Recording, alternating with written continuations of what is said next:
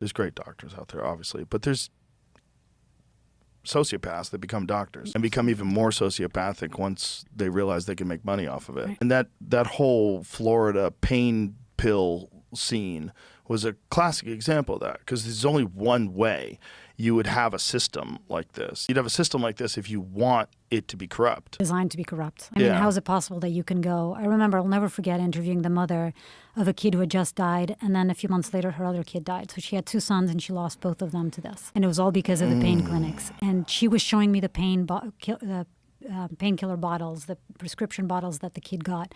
It was like hundreds and hundreds of pain pills. The doctors, the pain clinics, the distributors, the pharmaceutical companies. I mean, and the Sackler family. The Sackler family. I know that after Peter Berg's Netflix series, Painkiller, came out, they put a halt on, because they were supposed to pay an enormous settlement, like $6 billion. Not really enormous compared to their profit. You're literally buying your way out of jail when you might be responsible for the death of hundreds of thousands of people. 1 million people who have died in the past 20-something years from the opiate crisis. Like, I don't think people realize. And this family thinks they're going to be able to buy their way out of being responsible for maybe 1 million people dead. Yeah, I mean, they're not directly, guilty of all those deaths, but they created the problem of the opiate crisis, the biggest drug epidemic in America's history, and they're buying their way out with a profit of a drop in the bucket of the profit. Oh, it's so evil. Yeah, it's just so evil. He approved OxyContin from just the original. I mean, I don't know what. But OxyContin has its place, like for terminally ill cancer patients, for people dealing with a lot of pain. But that's not how they were selling. And in fact, the ads at the time from Purdue Pharma was that less than 1% of people would become addicted from this. And we went after this one company called Subsys, where the guy, the head of that company called John Kapoor, was the first, and I believe only until this day, head of a pharmaceutical company to be charged and go to jail.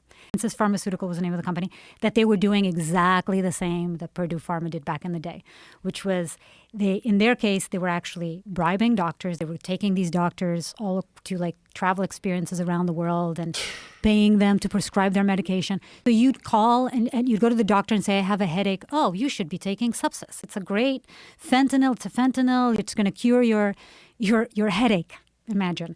And then the people at the company, hired by INSYS, they had their insurance department, would call insurance and say, oh, this person, you need to approve this medication for this person because they have cancer. They were lying to insurance because it was only approved, the insurance would only pay, and these were very expensive drugs, if it was for cancer patients. So they would lie. And this whistleblower basically opened up the Pandora's box and told us all about this. And then there was a big investigation into it, and it was the first and only, I believe, pharmaceutical company owner that ever went to prison for it. Well, it's just evil. Right? It's just evil finds a way to manifest itself through any business if you got people that are incentivized by money rather than doing the right thing.